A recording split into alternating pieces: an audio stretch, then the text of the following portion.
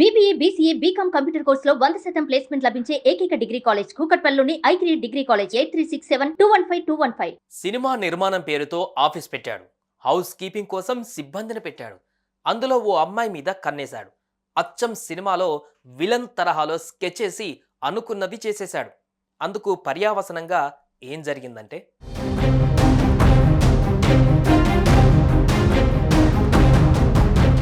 ఇదిగో ఇక్కడ మనం చూస్తున్న ఈ వ్యక్తి పేరు మహమ్మద్ ఆలీ. తమిళ సినిమా ఇండస్ట్రీలో ఓ చోటా నిర్మాత అవతారం ఎత్తిన ఇతను చెన్నై అయనంబాక్కంలో తన సినిమా కంపెనీకి సంబంధించి ఓ ఆఫీస్ పెట్టాడు. అందులో కొంతమంది సిబ్బందిని ఏర్పాటు చేశాడు.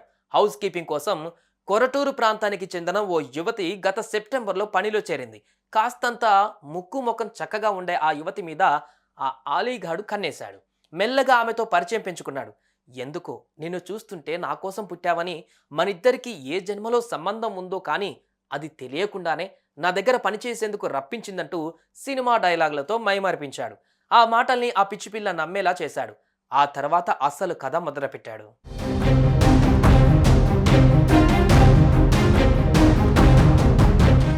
ఎప్పుడైతే నిన్ను ప్రేమిస్తున్నా, ఈ ఏడాది పెళ్లి కూడా చేసేసుకుంటా అన్నాడో ఆ యువతి నమ్మేసింది. అతనితో కలిసి కారెక్కింది. అతనితో కలిసి హోటళ్లలో డిన్నర్లు చేసింది. మొత్తానికి పేద పిల్లగా పుట్టిన ఓ పెద్ద ధనవంతుడికి భార్యనయ్యే అదృష్టం దక్కిందంటూ సంబరపడిపోయింది. బాగా నమ్మింది అని డిసైడ్ అయ్యాక డిన్నర్ పేరుతో ఓ హోటల్కు తీసుకువెళ్ళాడు. అక్కడ రూమ్లో ఆమెకు కూల్ డ్రింక్లో మత్తుమందు కల్పించాడు. ఆమె స్పృహలేని స్థితిలోకి చేరుకున్నాక ఆమెను అత్యాచారం చేశాడు. అంతటితో ఆగకుండా జరిగిన ఘోరానంతా సెల్ ఫోన్ ద్వారా వీడియో తీశాడు. ఆ వీడియోను బూచీగా చూపించి ఆమె మీద పలుసార్లు అఘాయిత్యానికి ఒడిగట్టాడు. ఆ యువతి ప్రెగ్నెంట్ అయ్యింది. బలం మాత్రలని చెప్పి అబార్షన్ మాత్రలిచ్చాడు. ఈ విషయం ఎవరికైనా చెబితే ప్రాణాలతో ఉండవంటూ బెదిరించాడు. పెళ్లి లేదు గిల్లి లేదు, అలానే పడి ఉండంటూ చెప్పి వెళ్ళిపోయాడు.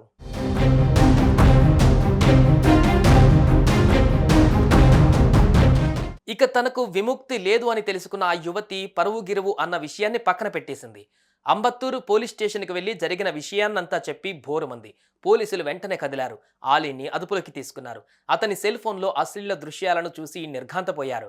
4 సెక్షన్ల కింద కేసు కట్టారు. కటకటాల్లోకి నెట్టారు. అఫ్కోర్స్ ఒక్క చెన్నైలోనే కాదు, ఒక్క ఆలీనే కాదు, దేశవ్యాప్తంగా ఎందరో యువకులు క్షణిక సుఖం కోసం ఇలా అమ్మాయిల జీవితాలను బలి తీసుకుంటూనే ఉన్నారు.